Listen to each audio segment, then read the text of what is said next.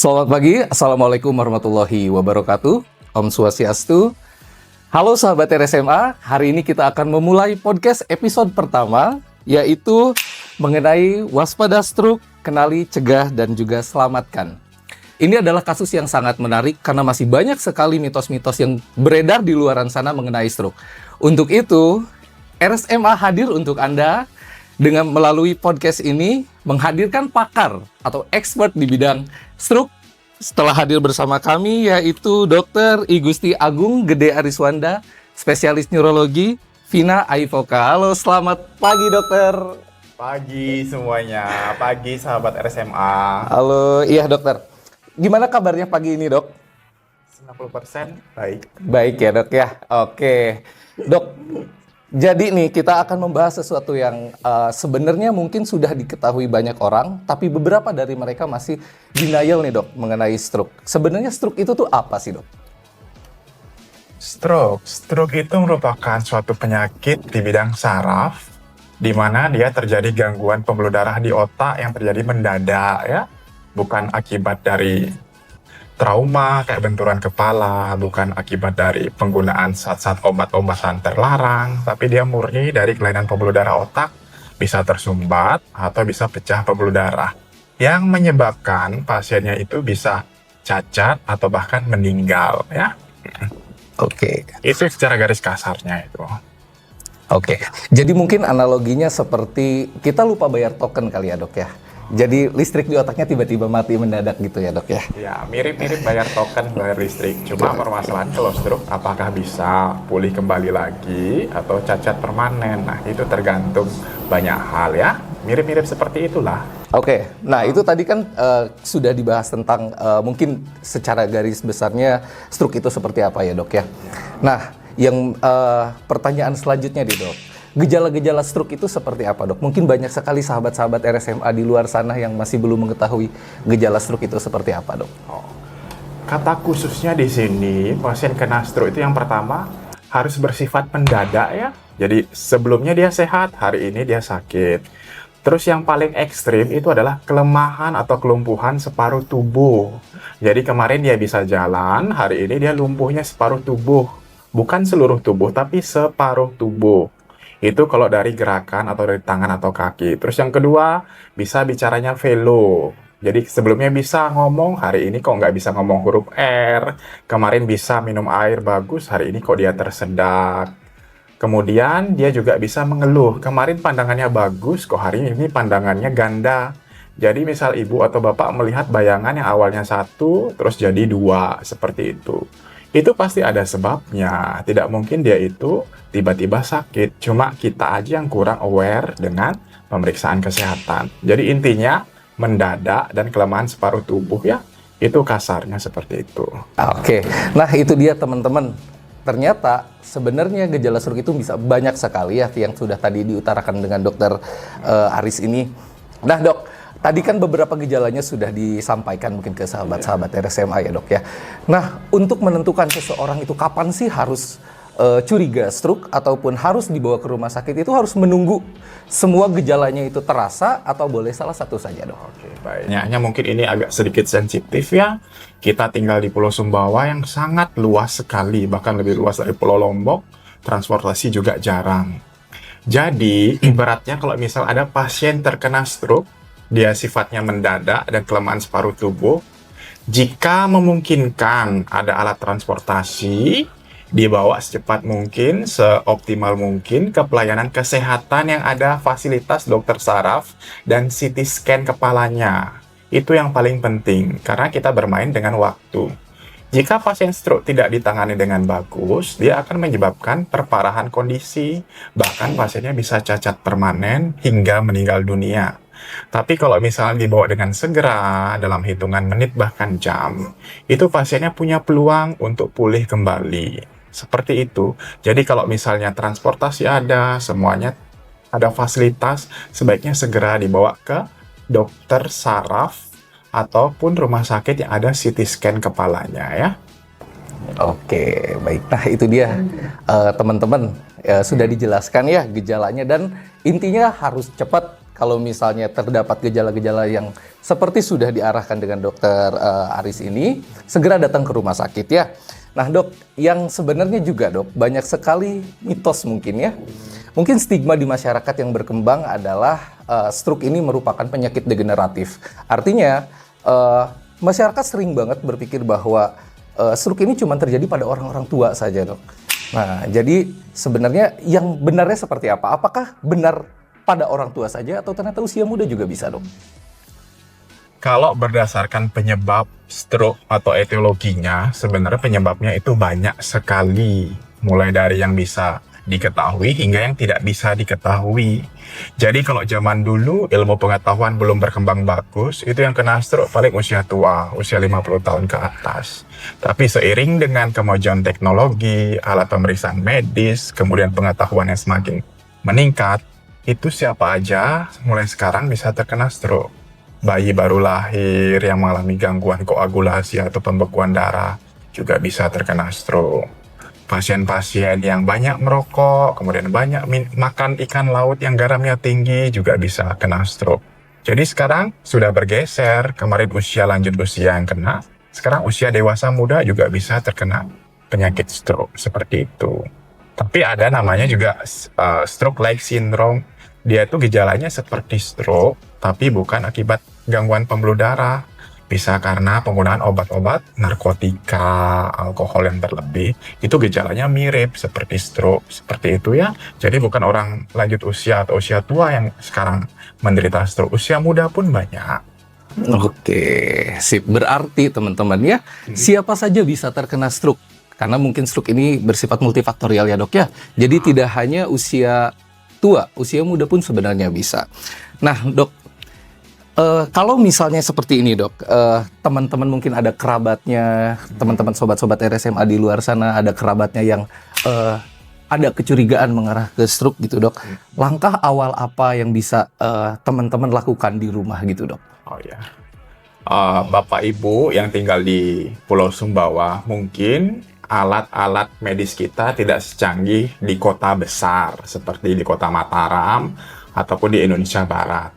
Langkah yang pertama, bagaimana cara mencegah sedini mungkin di Pulau Sumbawa, ya kita periksakan diri. Faktor risiko yang sering menyebabkan stroke itu adalah hipertensi, diabetes atau gula darahnya tinggi, dan dislipidemia atau kadar TG kolesterol jahatnya meningkat. Jadi ini faktor-faktor yang menyebabkan pembekuan darahnya atau enggak yang menyebabkan darahnya cepat membeku atau mengental, itu harus diperiksakan. Jadi kalau misal di Pulau Sumbawa ada puskesmas, sebaiknya ibu bapak rutin kontrol tekanan darah, kontrol cek kesehatan yang pakai stick itu untuk periksa gula darah, kolesterol, asam urat itu minimal 6 bulan sekali, atau enggak kalau tidak ada waktu atau ini ya setahun sekali. Karena kita luas sekali di Sumbawa. Kalau berdasarkan penelitian paling sering itu stroke itu disebabkan karena peningkatan tekanan darah. Jadi kalau ibu sudah tidak mempunyai hipertensi, tidak mempunyai gula darah yang tinggi, itu cenderung itu jarang terkena stroke. Tapi tetap mencegah lebih baik daripada mengobati. Ya, Oke. Bagus sekali ya. Daging sekali ini teman-teman ya. Oke. Nah, jadi teman-teman, seperti yang tadi Dokter Aris bilang ya, pokoknya kalau misalnya teman-teman di rumah sanak saudaranya ataupun kerabatnya mengarah ke stroke, mungkin bisa dicegah dengan selalu memeriksakan diri ke fasilitas layanan kesehatan untuk terlebih dahulu. Karena sebenarnya untuk mengetahui status diri kita itu lebih penting ya dok ya. Oke. Boleh aku tambahkan sedikit? Boleh dok. Kita di Pulau Sumbawa mungkin satu orang bawa satu matahari ya. Iya. Panas sekali.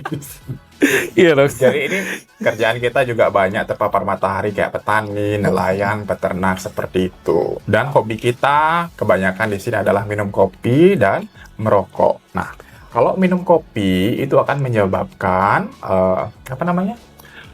yang minum kopi itu akan menyebabkan dia akan sering kencing. Nah, sering kencing itu menyebabkan akan terjadi dehidrasi karena kita di suhu yang panas. Suhu yang panas, sering kencing itu akan menyebabkan kekentalan darah meningkat.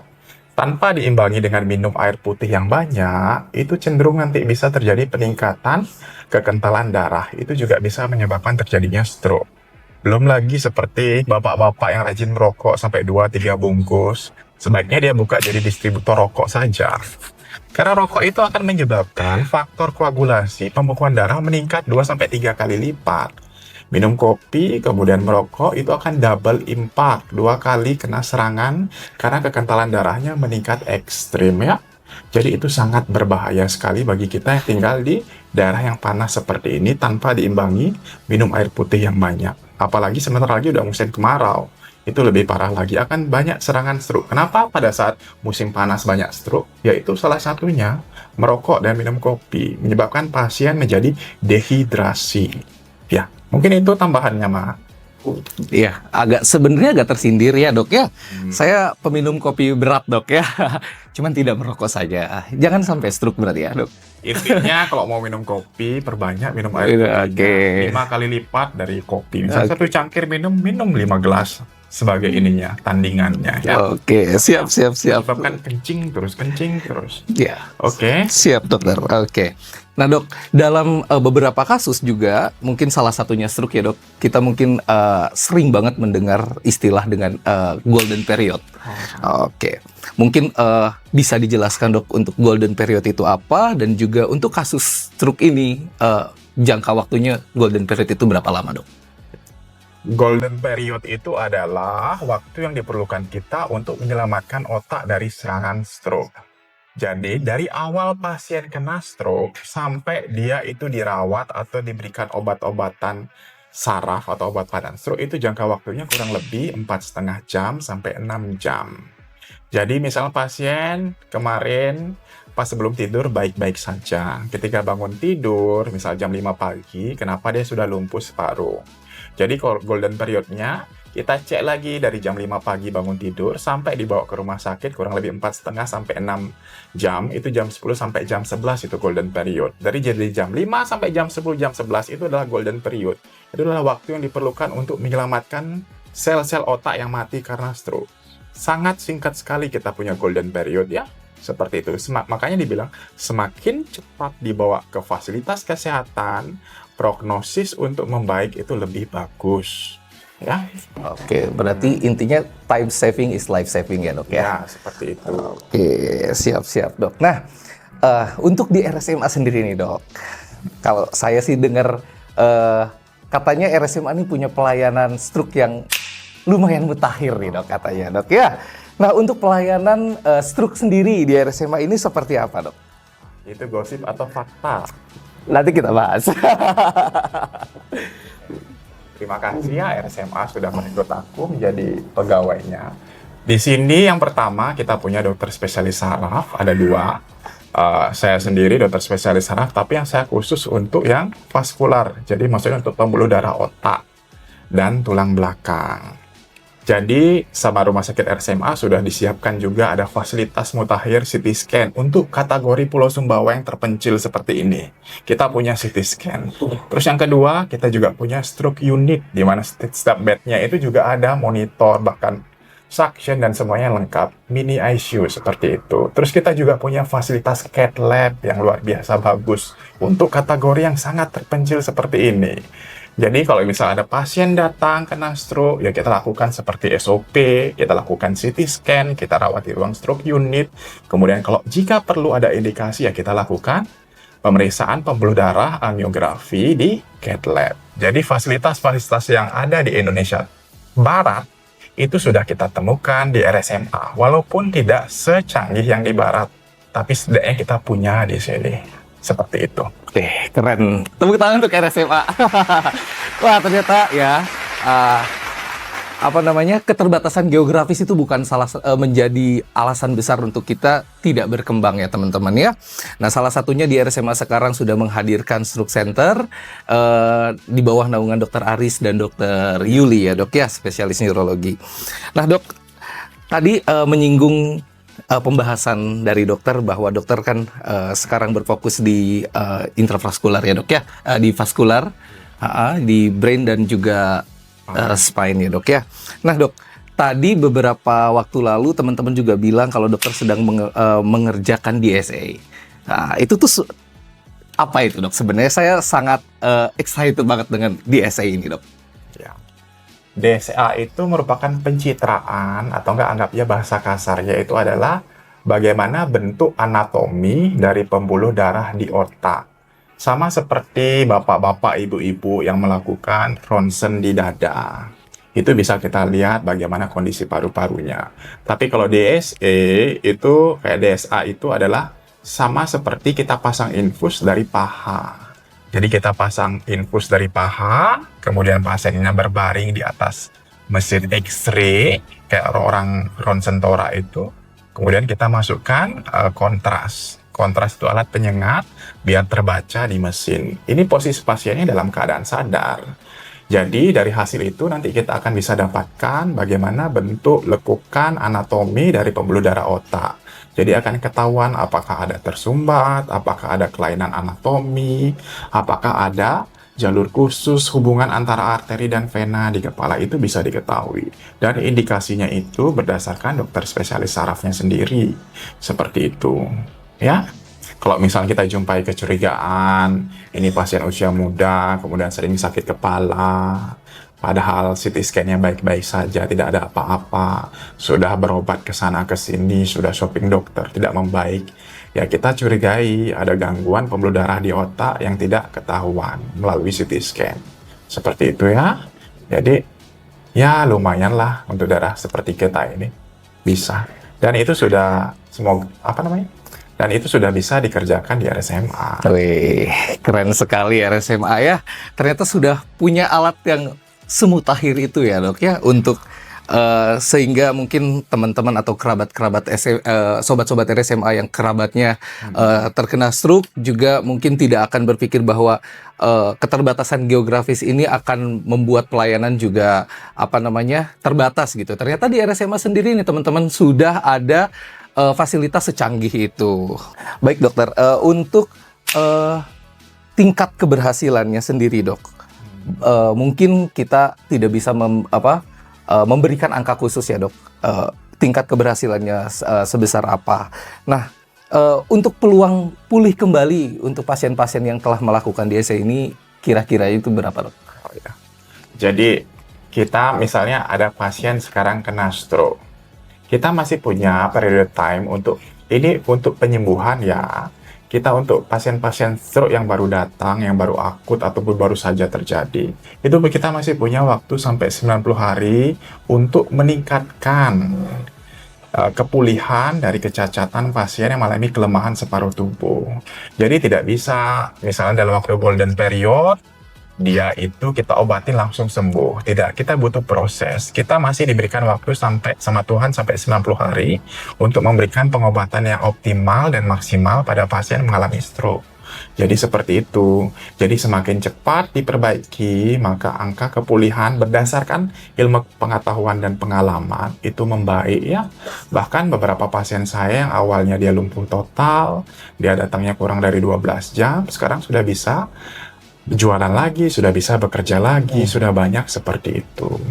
Tidak ini, jangan putus harapan. Pokoknya semasih ada RSMA, obat-obat tersedia, punya fasilitas CKN, jangan takut, jangan canggung, cepat cari rumah sakit RSMA. Pergi sesegera mungkin jika mengenali gejala stroke itu sendiri ya. Untuk masalah perbaikan atau ini, jangan lupa juga berdoa. Walaupun hitungan kita bukan matematika, satu pasien pasti sembuh, apakah pasien berikutnya bisa sembuh lagi? Belum tentu. Tapi secara pengalaman, pengobatan di RSMA memberikan peluang yang lebih baik dari yang lainnya. Nah, itu aja. Oke, baik. Intinya selalu ada harapan ya, sobat-sobat RSMA ya. Oke, nih dok. Oke, untuk mengenai saraf juga nih dok. Ini segmen yang paling saya suka. Nih dok, sebenarnya masih banyak sekali nih di luar sana tuh. Mungkin mitos-mitos yang dipercaya nih dok. Misal seperti ini, stroke itu bakal sembuh kalau dipijet, katanya gitu dok. Nah menurut dokter ini gimana dok? Oke, seperti definisi tadi, stroke itu kan merupakan gangguan pembuluh darah di otak. Jadi letaknya itu di dalam tengkorak. Yang kedua, ini pasiennya dipijatnya di kaki dan di tangan. Itu dalam keadaan lumpuh. Apakah bisa pasien dipijat, di ini bisa menyebabkan perbaikan langsung pada stroke?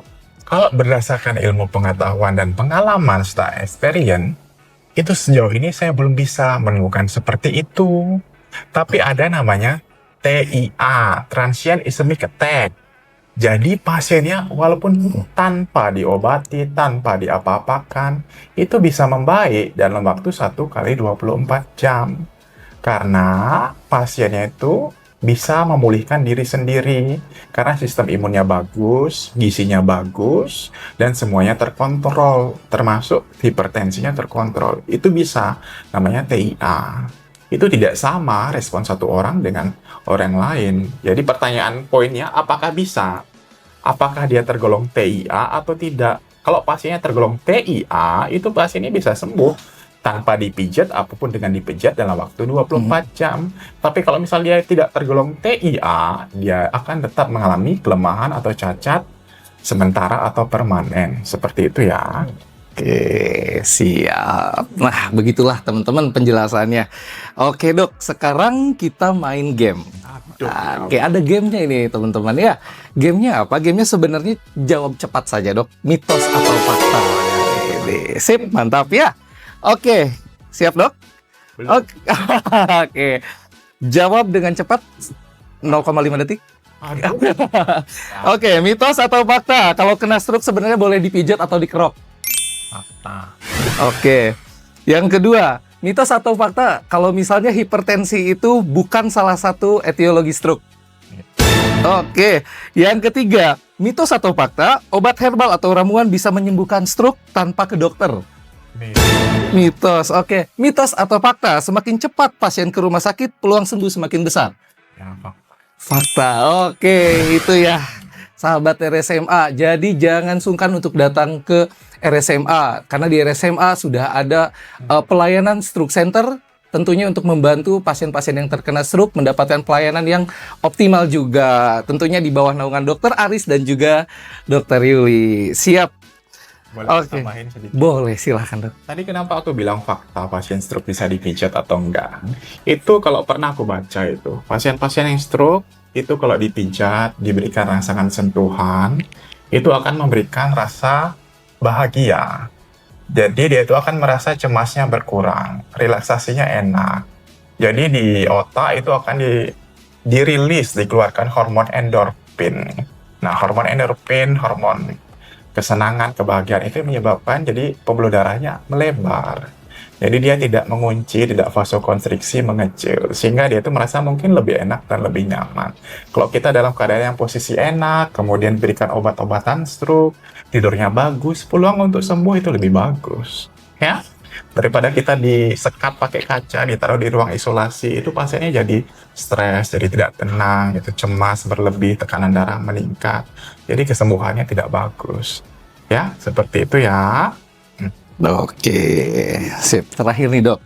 Oh, terakhir. Oke, terakhir nih dok ya. Ini mungkin segmen yang paling ditunggu-tunggu. Terakhir ya dok ya. Oke, nih mungkin dokter bisa kasih tips untuk sahabat-sahabat RSMA di luar sana untuk terhindar dari stroke ini dok. Yang paling pertama, pastikan Bapak dan Ibu punya BPJS dan aktif. Pastikan itu. Harus Kalau Ibu aktif. tidak punya BPJS, itu pengeluaran untuk kesehatannya luar biasa besar sekali. Ya. Terus yang kedua, jika Bapak Ibu untuk lebih baik mencegah daripada mengobati, sebaiknya gunakan BPJS-nya berobat ke puskesmas terdekat. Walaupun itu cuma untuk kontrol tekanan darah, cek gula acak, atau cek kolesterol, silakan. Lebih baik digunakan untuk mencegah daripada mengobati. Terus yang ketiga, jika Bapak Ibu, maaf ya, semoga tidak kena serangan stroke, sebaiknya cepat dibawa ke rumah sakit terdekat yang ada dokter spesialis saraf maupun CT scan. Dan jangan minum obat hipertensi. Walaupun tekanan darah Bapak Ibu 180, 200 kena serangan stroke, ketika dikasih obat hipertensi oleh nakes di desa atau di kecamatan, itu akan menyebabkan tekanan darah ke otak itu menurun. Jadi kelemahan dan kecacatan itu akan menjadi lebih cepat dan lebih buruk. Jadi itu haram ya hukumnya bagi Bapak Ibu minum obat hipertensi pada saat kena serangan stroke tanpa anjuran dokter. Ya, itu aja mungkin, Mas. Oke, baik. Terima kasih banyak, dokter ya. Oke, Sobat RSMA, hari ini kita sudah belajar banyak sekali mengenai stroke dan juga bagaimana cara mengenalinya, bagaimana cara kita untuk mencegahnya, dan juga bagaimana tata laksananya untuk mungkin sobat-sobat RSMA yang kerabatnya ataupun keluarganya ada yang terkena stroke, mungkin jangan sungkan untuk datang langsung ke RSMA, karena saat ini di RSMA sudah ada tersedia layanan stroke center yang akan memberikan teman-teman semuanya atau sobat-sobat RSMA pelayanan untuk pasien-pasien stroke secara optimal juga. Baik, terima kasih banyak dokter, saya ucapkan terima kasih banyak untuk waktunya, untuk ilmunya juga, semoga tetap selalu sehat, selalu awet muda. Selalu beliau suka traveling dan suka bawain kita banyak makanan, teman-teman ya. Oke, semoga sehat-sehat semuanya. Sampai jumpa di podcast RSMA episode selanjutnya. Saya Dr. Syarif Hidayat pamit undur diri. RSMA melayani sepenuh hati.